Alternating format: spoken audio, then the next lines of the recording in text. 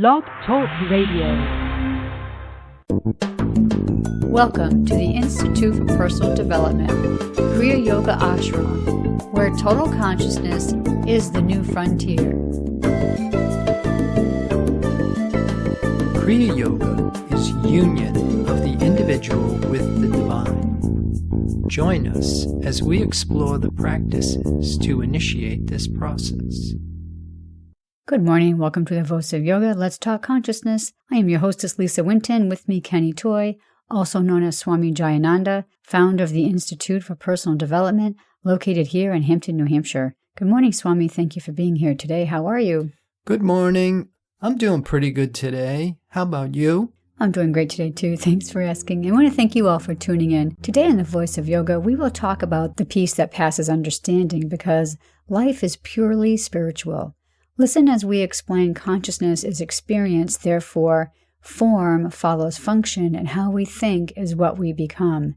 In this show, we will explore the difference between living out from the 5 corporeal senses as opposed to knowing the truth about the divine creation. From John 8:32, "And ye shall know the truth, and the truth shall make you free." Welcome to the Voice of Yoga. We are talking consciousness. Join the Kriya Yoga Spiritual Advance to get the light in your soul and live under the influence of divine truth. Swami, the title of today's show is Peace by Knowing, Not Trying. Hoping maybe we can break down the words in that title, starting with the word peace.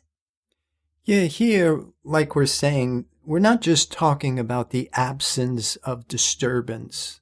We're talking about the peace that passes understanding, beyond human reason, beyond the mind that works on contrast, is getting its information from this world, which is the mind that can't bring forth the divine image. Swami, interestingly enough, today is the 4th of July, and a lot of people associate that with celebration and the peace that we have from the tyranny this country went through. So how can we look at today's holiday with the words of the title of our show? Yeah, we call this independence, freedom. But are we understanding the terms in spiritual sense of the words? Because we believe we must fight for this freedom. We believe there are forces opposing this freedom. In this show, let's make a distinction between a belief and a truth by establishing a line of demarcation between matter-mind, duality, and spirit. And that'll bring us into peace by knowing and not trying. The difference between doing things humanly, mortally, and doing things spiritually and immortally. So I understand you're talking about that we believe we must fight for this freedom, and we're talking about materially fight, but how do we spiritually fight for freedom? Well, we fight spiritually by knowing. Divine truth, the divine creation, is right here. It's right now. Spirit is running a perfect universe.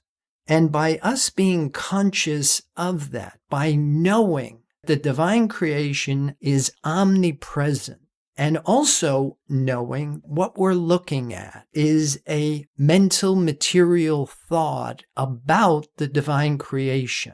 And by us being a faithful witness to the divine creation, it is possibly the best thing that we can do for humanity, as opposed to going out and trying to fix the unreal, the false sense of reality, which is the mental material concept, rather than knowing the truth, which is the divine creation. Perfect.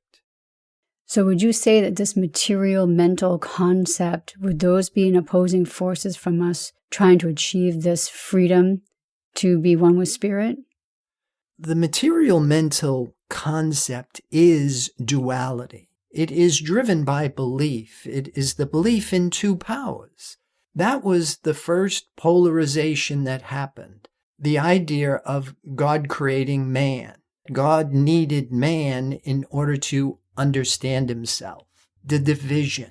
Now, if we believe in this divided sense of existence, if we believe in these 2 powers, then We are in the trap. We're in the false sense of existence. The truth of being is not affected at all by the false mental material concept.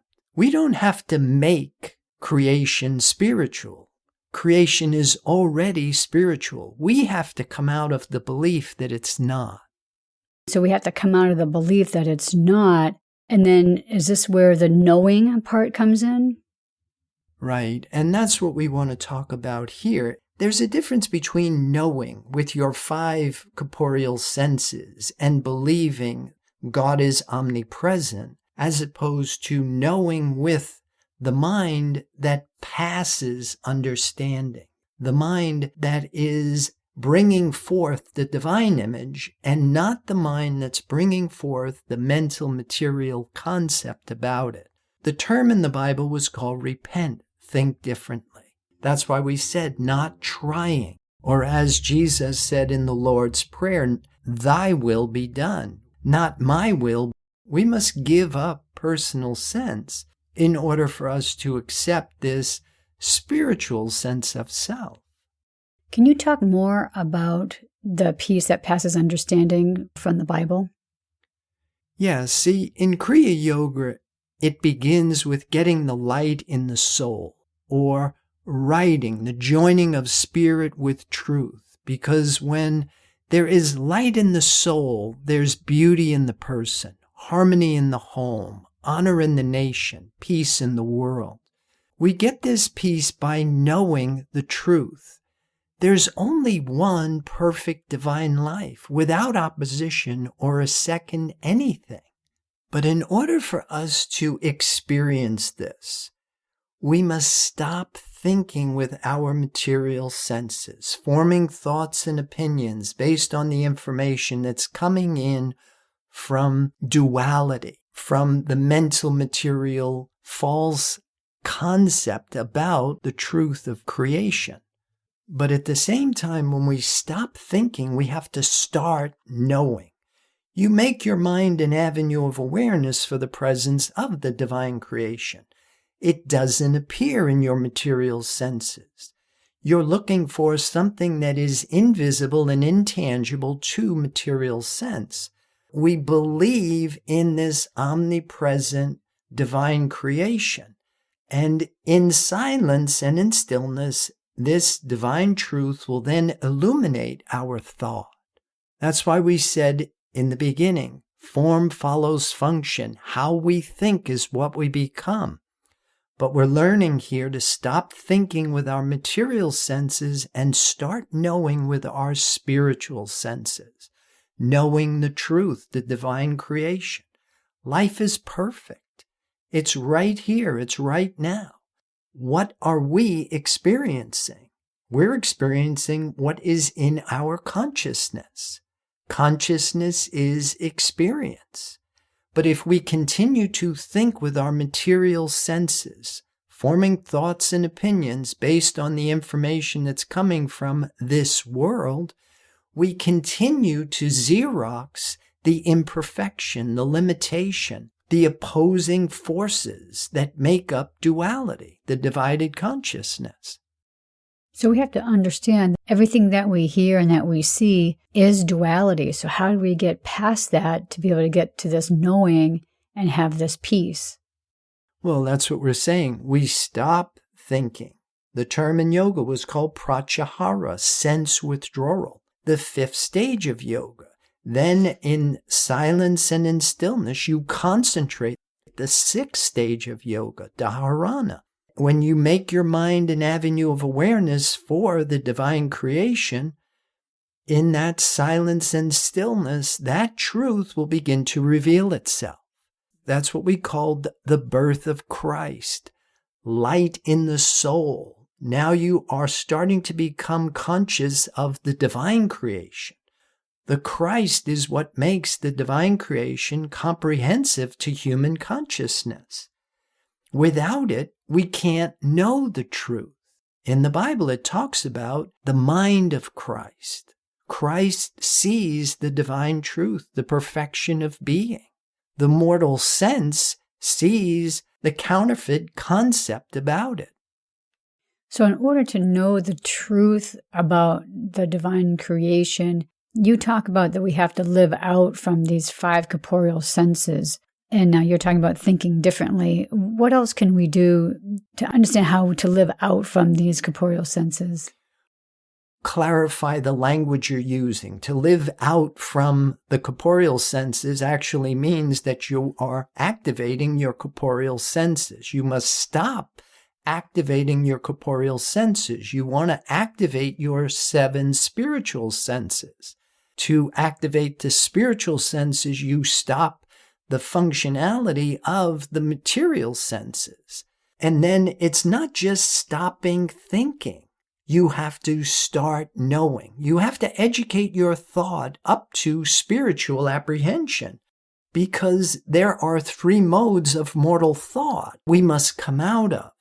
By just stopping thinking, you're not necessarily activating your spiritual senses. You must fill your thought with the divine idea. That will create what we would call the siphon. Now you will start to bring forth the divine image. And we do this by understanding what we call the physics of spirituality. Like attracts like.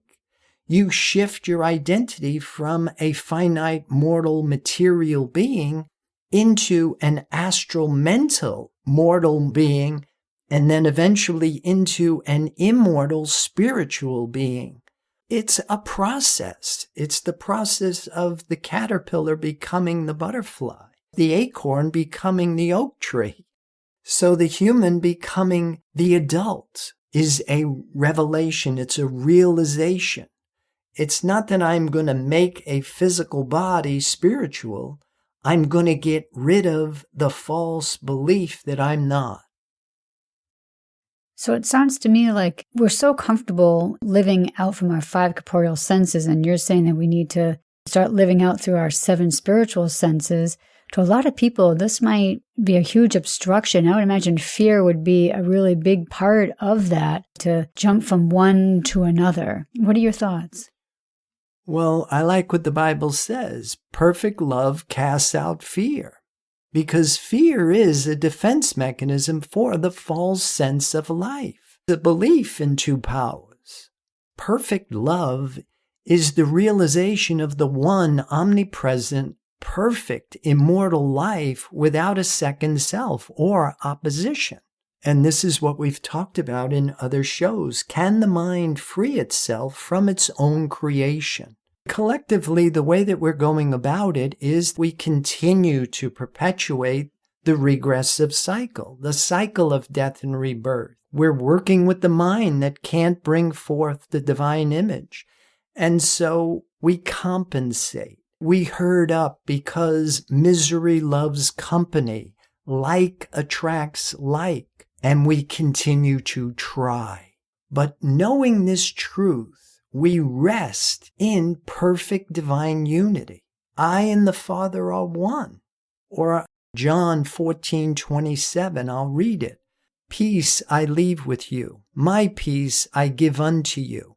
Not as the world giveth. Give I unto you. Let not your heart be troubled.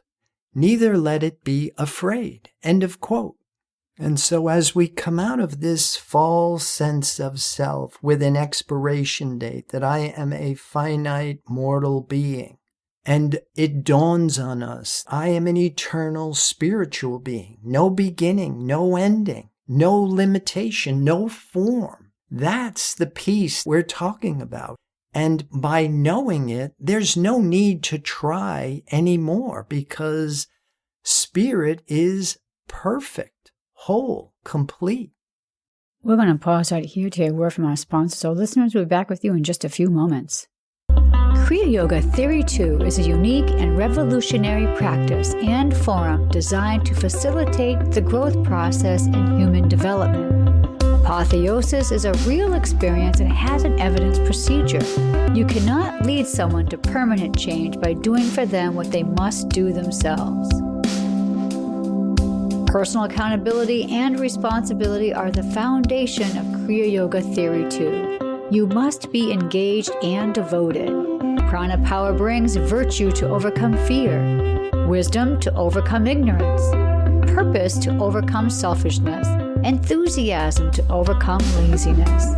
Kriya Yoga is a path of action, knowledge, and devotion. These sessions are a celestial positioning system to guide the individual into union with the divine. For more information or to sign up for your next session online, go to www.ipdtransform.com. Namaste. Welcome back. For those of you just joining us, you're listening to The Voice of Yoga, and we are talking consciousness. So, a few questions about what we were just talking about. You had said, I and the Father are one. What does the I mean in this instance? Yeah, this again is what we're talking about. This information passes human understanding. I and the Father typically would measure up to be two, but here they're saying no. I and the Father are one, principle and idea. We are accustomed to gauging everything from a material sense level. Everything is personal. There's me and there's you. In this model, I is the I of all being, the one. There's only one life, one perfect divine creator. It's looking at itself, as itself, of itself, to itself. Divine principle and its idea. The way that Mary Baker Eddy would explain this is mind considering its own content. Individuals is really just ideas, thoughts in divine mind. The way I understood this the best was C.S. Lewis never thought it possible to have a personal relationship with God.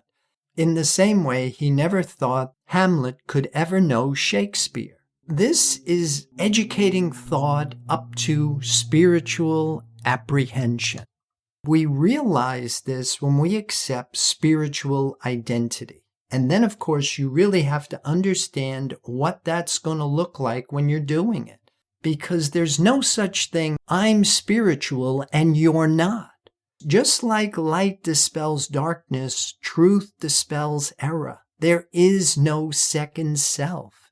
There's no me and you in spiritual identity. There's only one perfect divine life. So my second question was, when he says, my peace I give unto you, does that mean we would have this peace if we have attained spiritual identity? Yeah, interpreting what's going on here in the Bible, when Jesus says, my peace I give unto you, we must understand what's really happening here is the divine self of Jesus, the Christ of Jesus, is speaking to the Christ of you. And the Christ of Jesus and the Christ of you are the same Christ. There's only one divine self. As we realize this to be true, then all of the benefits that come with this realization are now in your possession. So then how do we go from knowing about this possession or trying to get to this possession? Yeah, that's a good direction that we want to go in this show. The idea of knowing versus trying comes with a shift in identity from mortal to immortal, from material to spiritual. We don't become spiritual. We give up the belief we aren't. Mortals try, struggle, strive, seek, and ask. But spirit, which is whole, perfect, without need or desire, in spiritual identity we rest, watch, let, and trust because we know life is perfect. Who can change it? Yeah, as humans, we judge based on good and evil, right and wrong, but that violates spiritual law. If we condemn somebody for doing something, and if God is all, who are you condemning? And so you start to see how the way we're socialized, how Orthodox religion completely misses the message of the Christ, who wasn't telling us to stick up for ourselves or improve ourselves. He was saying, there's a better way. Put up your sword in this knowing of the truth, the divine creation, that life is perfect. Consciousness is experience, but we must be conscious of divine truth in order to activate it in our experience. And that's, again, one of the things you'll find is there are plenty of people who believe this information, but at the same time, because they're not conscious of it, they are not activating it in their experience. So the very God that you believe that you are worshiping, you are not under the protection of that divine law. Why is the process of trying end up being an obstacle for us? Yeah, like we're saying, stop trying and start knowing. Trying is a characteristic of the mortal human sense of self because it lives in the world God did not create. Personal sense doesn't live in the divine creation because it can't. Like attracts like. Fear and limitation gets fear and limitation, and truth and wholeness get truth and wholeness. Ask in my name was the command. John 14:13. And whatsoever ye shall ask in my name, that will I do, that the Father may be glorified in the Son. If ye shall ask anything in my name, I will do it. End of quote. Now, we must understand what my name means because it doesn't mean Jesus Christ. It means my likeness. It means spiritual identity. When we are in spiritual identity, we are opening the channels of communication with the divine creative principle by being one with it, not by thinking about it with a mind that can't bring forth the divine image. Not by believing in it with that same mind, but by becoming one with it. By stopping the mind that is creating the false sense of existence and then waiting on the Lord, waiting on spiritual truth to illuminate your thought and reveal itself, correct your thought, exchange the objects of sense for the divine idea. And when we do this, we know the truth that makes us free. I want to ask you about the word ask in this particular verse too as well. When it says that ask in my name, I don't think he's telling us that we can ask him for things. So can you kind of explain what you might think that means as well? Like we said, light dispels darkness. Darkness is not an opposing power to light. Truth dispels error. There is no false sense of existence. There is no matter. That's the truth. And ask in my name, when you are in spiritual identity, there are no needs. You wouldn't be asking for something. You would know the truth that life is perfect. It doesn't need anything added to it or taken away from it. There are no opposing forces in spirit. The biggest problem today is we do not know God aright. We think God is a mix of good and evil. We think God created this world, which is a mix of good and evil. And so in these erroneous concepts and beliefs, we're trying to make sense out of a world that's in chaos. Like we're saying, stop trying, stop asking, seeking, start knowing. Know the truth. Life is perfect. You are the expression of an indestructible principle. Rest in that truth. And so my next question would be about spiritual identity. Would the God experience and spiritual identity kind of be the same thing? I think that's exactly right. If we want the God experience, we must go where God is, truth and wholeness, spirit, which means we must get out of where God isn't, fear and limitation, duality. the idea of initiating the process. One of the things that we talked about in last week's show was this whole thing of rising above corporeal sense in a sequence, using Mary Baker Eddy's words for God, corresponding with the chakras and the personal planets in Kriya Yoga or the 7 churches in Revelations. You begin with principle out of time, rise with soul out of space, rise with life out of form, rise with love out of belief, rise with mind out of thinking, rise with truth out of fear, rise with spirit out of personal sense. Accept immortality by accepting spiritual identity as the only perfect divine life I am. On first inspection, that might seem like a lot.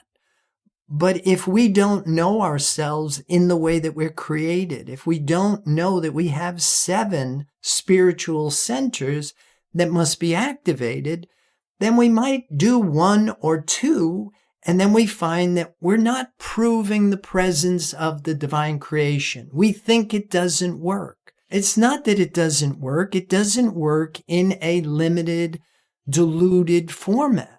You must know the truth, the whole truth and nothing but the truth. And like anything else, once you apply it, once you employ it in the way that it was designed to be employed, then you may see you get a better return on your effort. So, Swami, how do we do this without trying humanly? By doing it spiritually. I have something here from Herb Fitch in Revelation of Oneness, Class 2A. He calls this walking in Galilee, and I'll read it. By being from the little city of Galilee, which is confidence in the Word, meekness unto the Word, not a great intellect who challenges the Word, but one from Galilee who says, I follow the word of the Father. That is my master. This is the meekness of strength, of trust, of confidence. And if you do not have that quality, you'll find that you become a squirrel. You're chasing truth and it chases you. End of quote. Trying is a characteristic of the mortal human sense of self because it lives in the world God did not create. The Bible tells us to put off the old man, put off the false sense of self, the personal sense of self, the concept, the belief that I am a finite mortal being. Rise into an astral mental sense of self, into the one body of Christ, into your infinite spiritual body, because you'll find by accepting and living in the knowledge of your infinite spiritual body, it's going to take care of what seems to be a personal physical body. And so how would we know if we're in this spiritual body as opposed to living out from our human body? What would be some of the telltale signs or benefits? Divine truth in consciousness heals the sick, reforms the sinner, raises the dead. And you can only get this truth from the Christ within. And information that we're getting through our material senses can only lead you to the Christ within. But until you are healing the sick, reforming the sinner, and raising the dead, you can rest assured you do not know the truth. And continue to repent, think differently until this truth reveals itself. And the world will know you by your works. Well, we're going to break down our show for today, so listeners, be sure to visit the website www.ipdtransform.com. On the homepage, you see the fading banner Blog Talk Radio. Click it, directs you to its catalog page. Click the Products tab, Online Classes, direct you to all the classes that Swami has available. Swami, any final thoughts about the show? I would like to encourage people to join the Kriya Yoga Spiritual Advance, get the light in your soul, and live under the influence of divine truth. Happy Independence Day. Namaste. Thank you for listening to our program, The Voice of Yoga. I'm Lisa Winton, along with Swami Jayananda, Kenny Toy, signing off. Have a wonderful Kriya Yoga kind of day. Namaste.